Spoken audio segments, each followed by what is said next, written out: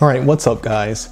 I'm here with a new video. It's been a while, but I wanted to make a video due to all the current Xbox rumors going back and forth. A lot in terms of exclusivity for a lot of the Xbox titles. And I wanted to just break everything down because there's a lot being said and there's a lot of people I feel that are jumping to conclusions right now. So what I'm gonna do in this video is just explain how I feel about everything that's been stated and just go from there. So we're gonna get things started with the first, I guess you say, piece of news or a rumor that started to get this huge snowball rolling, and that's Hi-Fi Rush. Apparently Hi-Fi Rush will be coming to other platforms. Now this is funny because when I played Hi-Fi Rush last year, and I will say this too, Hi-Fi Rush was my favorite game of 2023. It's a fantastic game, it takes me back to the 2000s in terms of its style and its gameplay. Just a very colorful game. And when I played it, during the first week or so that I played it, I instantly thought that the game would be a good fit on a system like the Switch due to its colorful nature and just its style that reminds me of old cartoons that I grew up watching. You know, I feel that that game will be perfect for the younger Nintendo audience. And certain levels in Hi-Fi Rush 2 are in 2D perspective, and I felt that, you know, at minimum, the Switch should get a Hi-Fi Rush like spin-off with just those types of levels, those levels in 2D. I just felt that it was a great game, and just having more people play the game would be great, and it would you know, just cause the buzz of the Hi-Fi Rush IP to rise even more and potentially get more games in the future. You know, that's how I saw it. So I mean, for this rumor to come out a year after I played the game and to see so many people get like really mad about it, it's pretty mind-blowing because Hi-Fi Rush also reminded me of Sunset Overdrive, and a lot of people love Sunset Overdrive, and that game is going to be an exclusive on Xbox forever. That game is never going to get a sequel, and it's like, you know, you can say, I guess as a hardcore Xbox fan, you could say that that game is going to be exclusive forever, and you can, you know, wear that proudly, but at the same time, it's like, wouldn't it be nice to get another game in that series, like if it did turn into a series? So it's like, at this point, 10 years later, what does Sunset Overdrive being exclusive to Xbox really do? You know, it's like, is it beneficial 10 years later? And personally, I feel that it's not. You know, I would love a new entry or a sequel to Sunset Overdrive, and we're never gonna get it. So, I mean, that's how I feel. So the rumors right now is that Hi-Fi Rush will be coming to Switch as well as the PS5. And honestly, I feel that, you know, it can't hurt at all. I mean, if you have an Xbox and you played the game, then chances are you played it 1 year ago. So what is it gonna hurt in terms of Xbox's console sales if that game comes out to other consoles, other platforms? I mean, the game isn't very popular. You know, it did get a lot of buzz within the core gaming circle, especially online during its first, I guess, month or two of release on the Xbox. But in terms of console sales, it didn't really help console sales. A lot of people that play on Xbox don't even know about Hi-Fi Rush. You know, it's a smaller title. It was released digitally only. It's like, you know, what else can it do for Xbox sales at this point? So I feel that, you know, to get the Hi-Fi Rush IP and just the Hi-Fi Rush characters popular, it would be a smart thing to push it to at least the Nintendo Switch. You know, either the Nintendo Switch 1 or Nintendo Switch 2. That's gonna come apparently later this year. You know, we'll see how that plays out, but apparently Nintendo Switch 2 will be coming soon. So I feel that putting Hi-Fi Rush on another platform will be great, and I'm not, you know, mad at that at all. I wanted to see that series grow, and I feel that it will grow with even more players, and I felt that way last year. So obviously I won't be mad at that happening later on this year if it does happen. All right, now I'll get into another piece of news in terms of the rumors. There's another rumor saying that Sea of Thieves will be coming to PS5 soon, possibly. And again, I feel kind of similar to what I said before about Hi-Fi Rush. Sea of Thieves came out many years ago. You know, and if you have an Xbox and you still aren't playing Sea of Thieves, then chances are you never will. The game just doesn't interest you. I mean, that's the group I'm in. I played Sea of Thieves a little bit when it came out. I played it a little bit more about 2 years after that. And the game just didn't grab me at all. You know, I just couldn't really get hooked to the game. So it's been, I want to say it's been like 6 or 7 years since Sea of Thieves originally released. So that's a long time. And that game is in kind of like that same co-op multiplayer bubble as games like Minecraft from Microsoft are. And so I feel that it would be a really good idea to push it out on another platform. Since, I mean, at this point, you know, how much can the game grow? The game's been on Xbox, consoles, and PC for many years. You know, at this point, you know, might as well see how it does on another platform to help the series grow. And then that new buzz from that audience might create new buzz for the audience that's already on Xbox to check it out again, or to just check it out for the first time if they haven't already. And again, you know, you have people saying that, you know, this will hurt Xbox console sales and this and that, but I think something that a lot of hardcore gamers miss is that so many people that play on consoles play games that are available on various platforms, whether that's other consoles and or PC. So if exclusivity was that make or break, then the top 10 console games in terms of popularity and sales, as well as just console sales period, will be far different. And another thing with this is that I find it funny how this news about possible exclusivity is so crucial to so many hardcore gamers in terms of it, you know, making or breaking a console, especially when those, you know, games aren't even, you know, really that popular. Sea of Thieves is a popular game, but it's not like it's a GTA or a Call of Duty or a Madden or a NBA 2K. And that's definitely true for Hi-Fi Rush, because Hi-Fi Rush is even smaller. You know, it's not even in that bubble or in that group. So how can those two games possibly go into other consoles, just cause everything to come crashing down? It just doesn't make sense to me. And it's funny because, you know, this exclusivity debate is going on now, but yet just a few years ago, we're talking about, well, I should say some of those people were talking about multi-platform games, you know, games that are available on various consoles, getting exclusive marketing deals on Xbox or coming to Game Pass on Xbox. So it's like, okay, so games that are gonna launch on PlayStation and or Switch having marketing deals on Xbox, even though, you know, that game's gonna come out to all three platforms or all three consoles at launch. You know, you felt that the marketing deal or Xbox getting a marketing deal would help Xbox sales, even though that game is going to be launched on all three consoles at the same time. Or you felt that that game coming to Game Pass would help Xbox sales, even though that game is still launching on all three consoles at the same time, or just Xbox and PlayStation. So, you know, you felt that that would help sales, but yet now, apparently this time exclusivity news is going to cause Xbox sales to crash. Like, that's not compatible. You know, you treated marketing rights for a third-party multi-platform game that launches on everything day one as being important and greatly helping Xbox sales, but now you're treating the possibility of a game that was exclusive on Xbox coming to another console a year or two after it came to Xbox as being the death of Xbox. Like, how does that make sense? You know, how can you say that a multi-plat having advertising alongside a console, even though that game's going to come out to various consoles, how can you say that that's important for console sales, but yet time exclusivity kills a console? Like, it's just incompatible.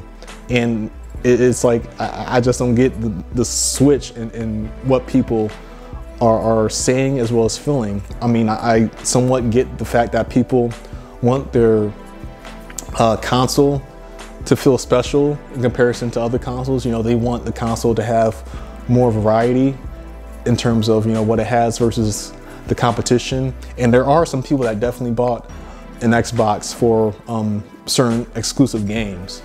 So, you know, those people, I kind of get, you know, them feeling kind of antsy about the rumors, but at the same time, those games aren't going anywhere on Xbox. You'll still get to play them. And if they are going to other platforms in the near future, you were still able to play them first on Xbox. And for a lot of people, they were able to play those games for a really solid price due to Game Pass. You know, Game Pass is a solid deal in the eyes of many people, especially if you care about multiple games that are on the Xbox that are within Game Pass. So again, it's like, what is there to be mad about right now? I just don't get it. Right now, after this came rumors that Indiana Jones and Starfield will be coming to PlayStation. And, you know, now this is different. You know, we're talking about recent games or games of this gen that were pushed alongside the Xbox Series consoles. So, you know, this is definitely different from Sea of Thieves and Hi-Fi Rush, in my opinion. You know, these are bigger games. Now, in the case of Starfield, you know, Starfield released. You know, there's a lot of people that like the game, and there's a lot of people that didn't like Starfield too. But overall, you know, it did help Xbox console sales during the holiday season. You know, possibly not as much as Microsoft would have wanted to. But it did, you know, cause Xbox to have something that was different from the other consoles during the fall of 2023. And, you know, the game is still getting support. The game is still being played by people, you know, and I do feel that eventually, you know, Starfield isn't really gonna do much for Xbox console sales. So again, I don't feel like this is gonna happen, but if it does happen, in terms of, you know, Starfield going to PS5, I don't see what it would hurt. You know, Xbox players got it first, and Xbox players can play the game on Game Pass. People that are playing the game on the PS5, they are not gonna be able to play it via Game Pass. They gotta pay full price for the game. So, you know, that will be more for that audience if it does come to the PS5. And then also, you know, it's like they're gonna be playing it a year later. So it's like, you know, I could see some PS5 people playing the game if it did come to that console. But if you were somebody that really, really wanted Starfield, then I feel that you would have already played the game. I mean, the game's on PC too, and the game's also was on a console that had really great prices during the holiday season. You know, if you wanted to play a game on an Xbox, whether that's a Series S or Series X, you had many options during the holiday season to buy one of those two consoles for basically $300 or less. So again, if you're really interested in the game, I feel that you would have played it by now. So now it's time to introduce the game to people that, you know, are kind of second guessing it or did second guess it. And again, I feel that if it helps sales, then so be it. If it helps the Starfield series grow in popularity, it can't hurt. I mean, for me, I bought the Series X for Game Pass, backwards compatibility, and the fact that it was a powerful console over last gen consoles. So those three things are not going to change if some of its games come to other platforms a year after I play them, or more than a year after I play them. You know, those three qualities aren't changing for the console at all. So, you know, a lot of these rumors, at least to me, you know, while they're interesting, you know, they just don't make me mad. And I'm saying this as someone that just loves games. I have all three of the modern consoles, and I've been playing on consoles since the early 90s. I mean, you know, 30 plus years of playing games on consoles, you know, and I've had many consoles, multiple consoles over that time. And, you know, what I have the most memories with are just the games that I played. And now that so many games are multi-platform, or, you know, are timed exclusive anyway, you know, it's just even now in the present, it's like gaming has become just about just getting together and playing what's popular, with the differences between consoles being more about the services and the special features that those consoles have rather than the specific games. At least, you know, in terms of PlayStation versus Xbox, you know, Nintendo still has all those series that have been popular on Nintendo systems for 30, if not 40 plus years, you know, so they're in their own little group. And it's funny because that's what it all comes down to. You know, Nintendo got themselves in their own group or their own bubble because they realized that they cannot compete head to head in a traditional home console way versus Xbox and Sony with the PlayStation. So they said, you know, what can we do? You know, GameCube was a really underrated console in hindsight. The console didn't do well, but it was $99 and it had great games. It had good third-party support, especially for a Nintendo console. And the console was more powerful than the PS2 in terms of graphics. The graphics were better on GameCube, but yet the GameCube still didn't do well. So Nintendo said, you know what? We have to think outside the box. You know, we can't compete with Sony and Microsoft in terms of, you know, making a traditional console. We have to do something different. So what did they do after the GameCube? They made the Wii, and the Wii was a huge success. And Nintendo's been in their own, you know, bubble since then. I mean, and that, I have Reggie's book. If you haven't read Reggie Fils-Aimé's recent book, I definitely recommend that. It gives you like detailed, just step-by-step process as to how they launched the Wii and just, you know, how or why it was a success. And it's really interesting to look at that. And now, you know, with Xbox in the spot they're in, you know, Xbox will never beat PlayStation in terms of console sales. So why should they continue on wasting money within the console space when they can never beat PlayStation in console sales? I mean, PlayStation is just too popular worldwide for them to ever beat PlayStation as long as PlayStation, you know, makes wise moves. PlayStation would have to do something that's really stupid, like release a console that's like 700 or 800 bucks at launch for Xbox to ever beat PlayStation in console sales. And, you know, Xbox knows this, and I mean, they admitted it multiple times. I mean, recent interviews, they said that, you know, the digital generation was last gen, and the fact that they didn't get the #1 spot that gen, that played a role in them saying, okay, we have to look outside the console space, you know, not leaving the console space, but just looking outside for other options. And that's what they're doing now, you know, and this plan, you know, people are shocked to see, you know, games coming to other platforms or other consoles. But I mean, this, they stated a plan like this back during the days of the Xbox One. And, you know, Game Pass was just the first step to that. Game Pass launched back in 2017. And, you know, there's been multiple Xbox games that have been on Switch since then. And, you know, Xbox games have always been on PC for that span of time too.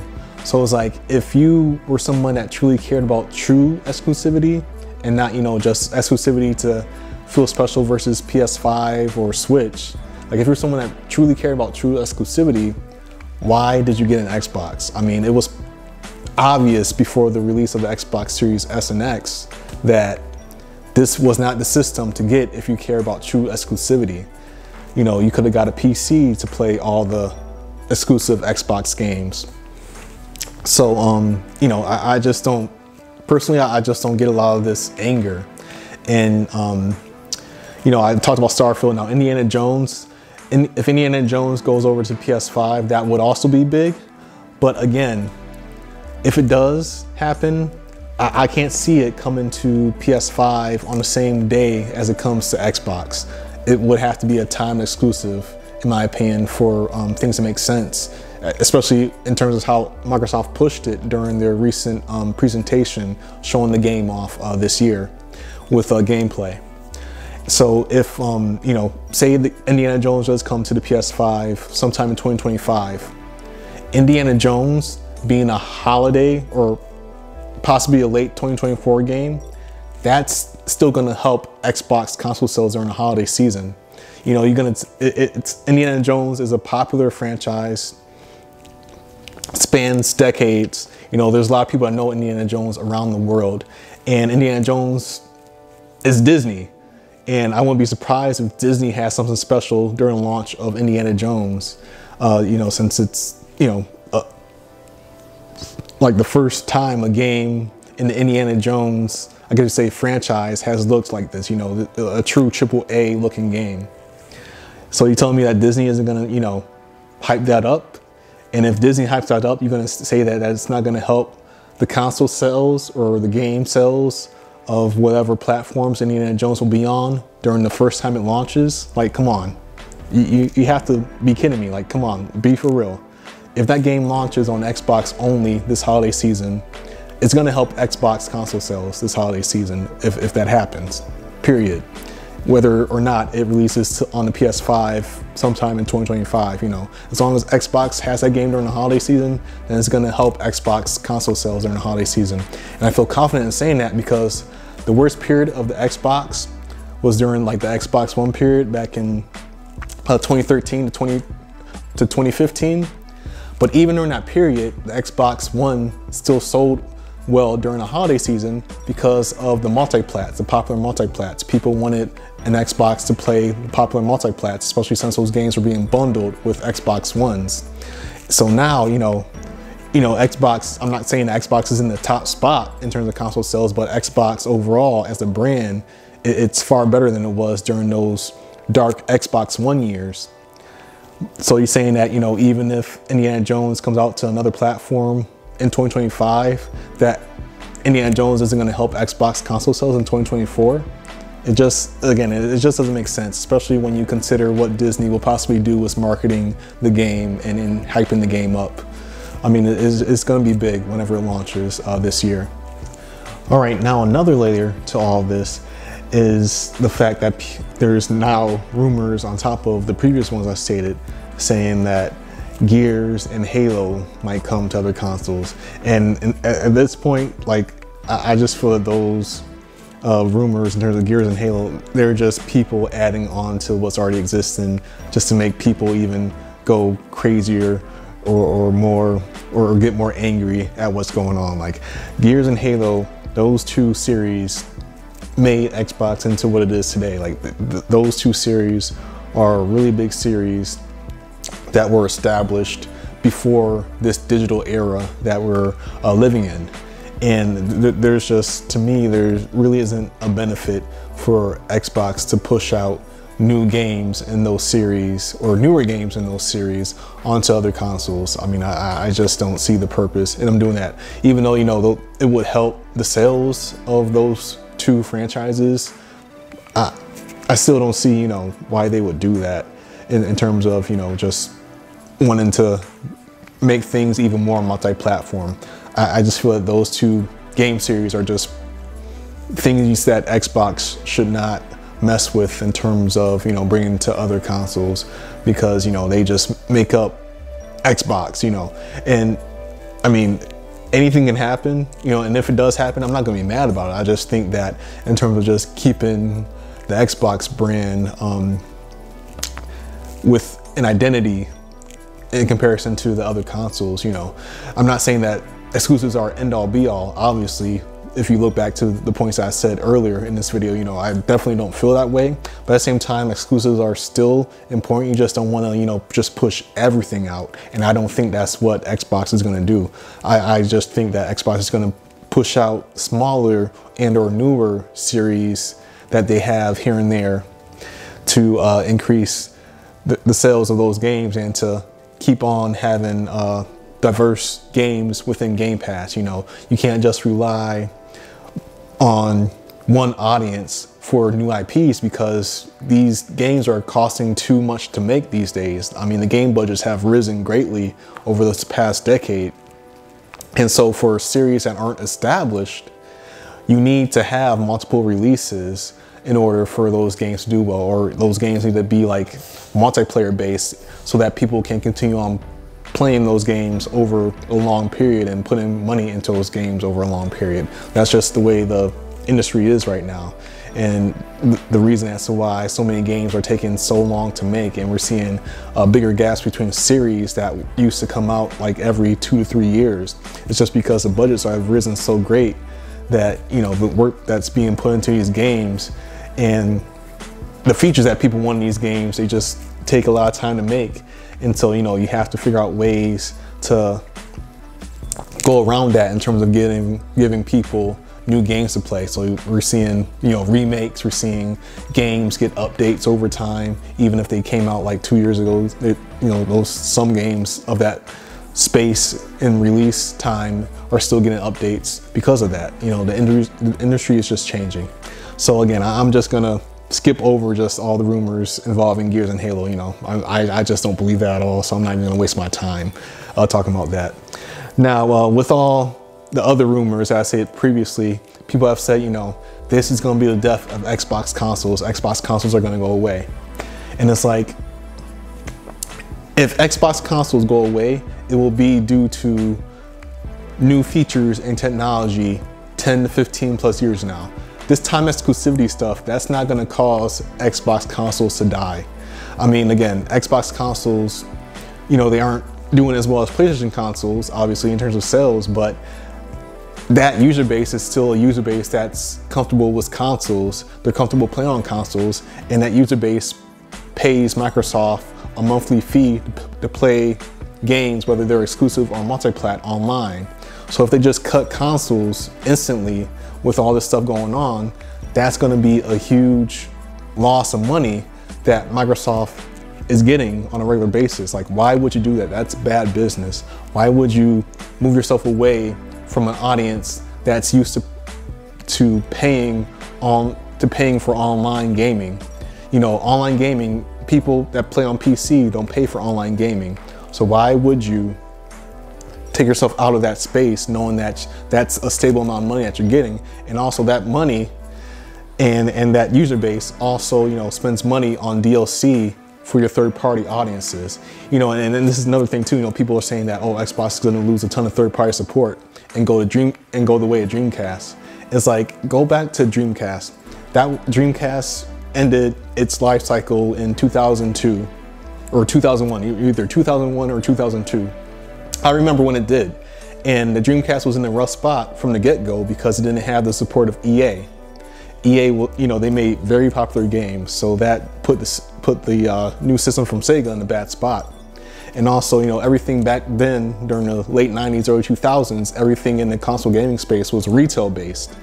Now, 20, 25 years later, most gamers are digital. And, you know, if everything was based upon just pure console sales, why is EA giving more support to Xbox than they are the Nintendo Switch? You know, you could say it's due to technology, you know, the Xbox having better specs, but still, if a console sells well, shouldn't that still give it like some spin-off of a popular series?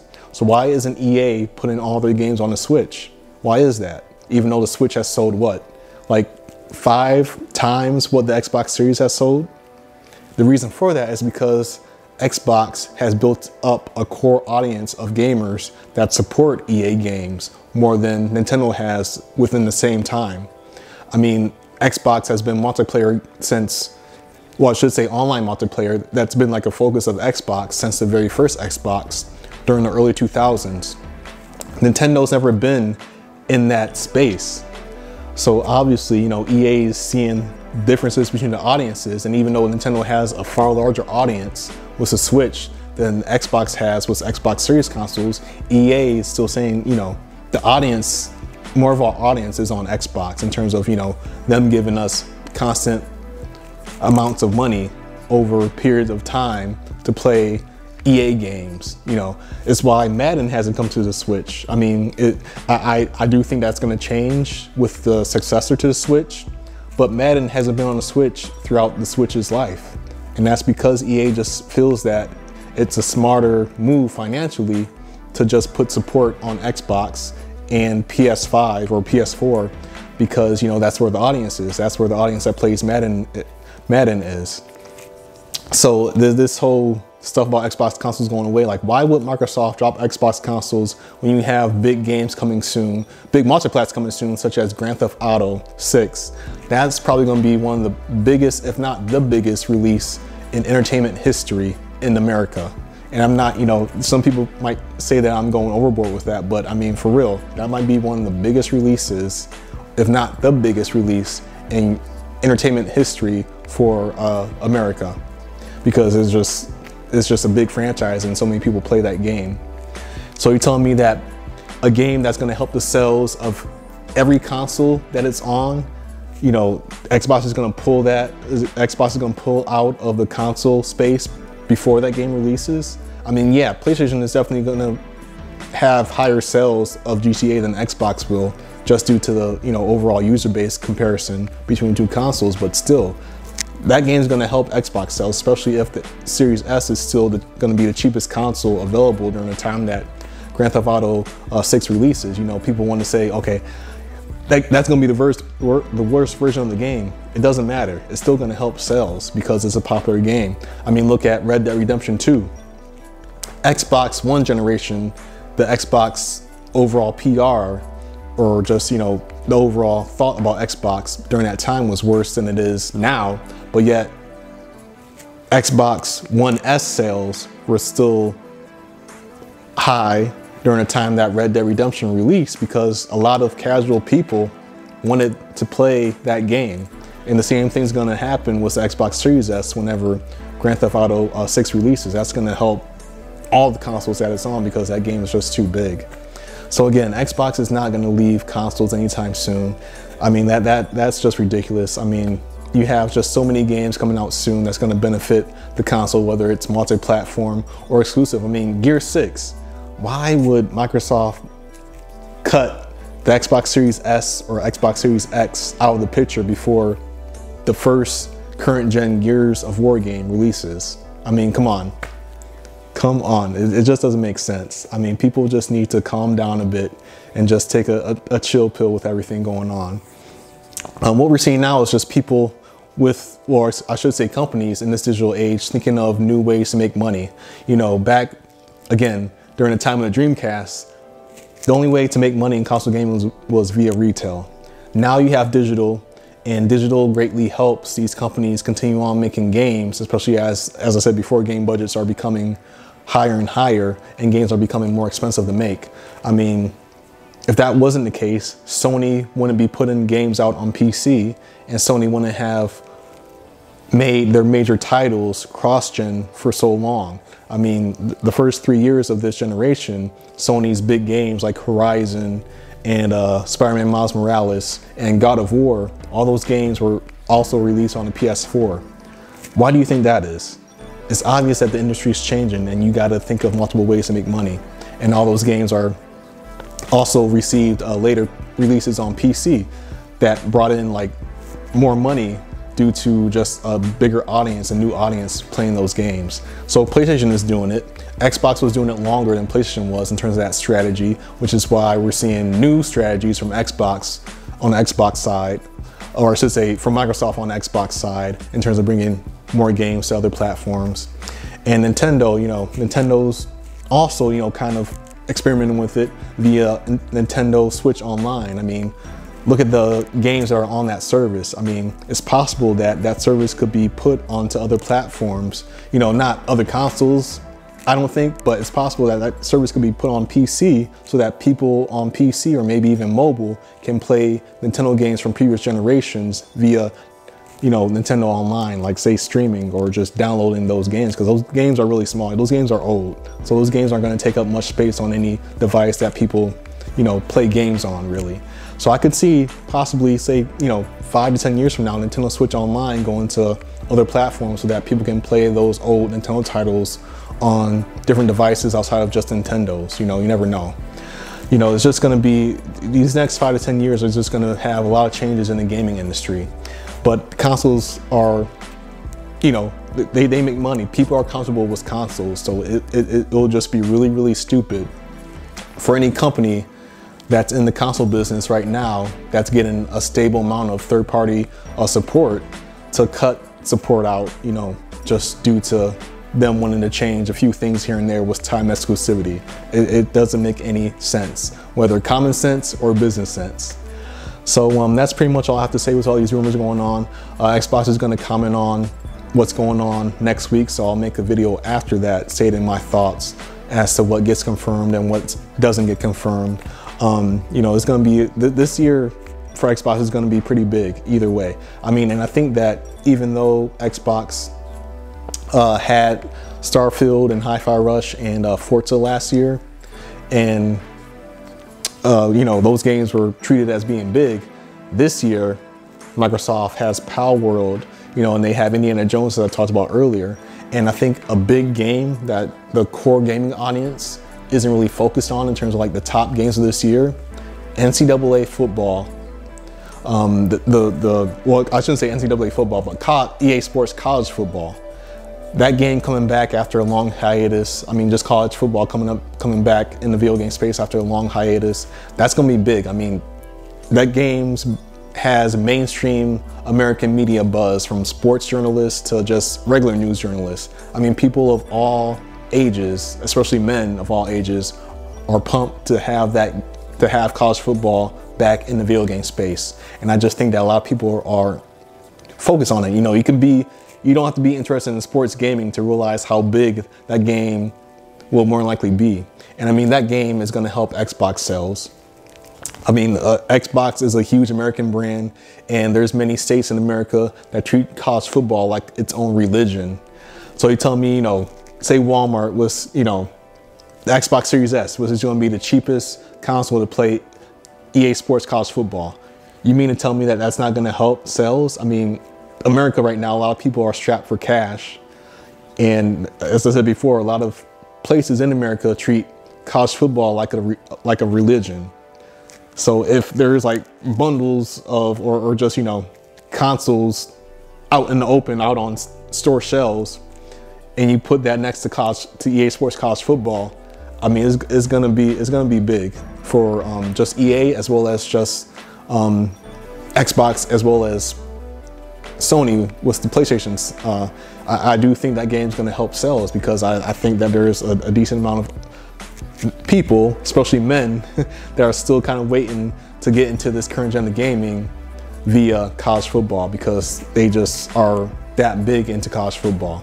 So definitely take a look at that when that game releases later on this year. I think it's going to be really big, and I think that a lot of people are underestimating it, especially those that don't really follow sports gaming. So that's all I have to say with everything going on. I'll be back for another video after Xbox confirms everything or unconfirms everything. And I'll be making more videos after that. Work has been crazy for me. I've been bouncing back and forth between work, and I've had multiple appointments that I had to make too, that I had to take care of. So things are slowing down just a little bit more. And either way, I'm going to be making more videos as this year progresses. So be on the lookout for that. New video coming next week after Xbox confirms what's going on. And I will see you then. All right, thanks again for watching. Bye.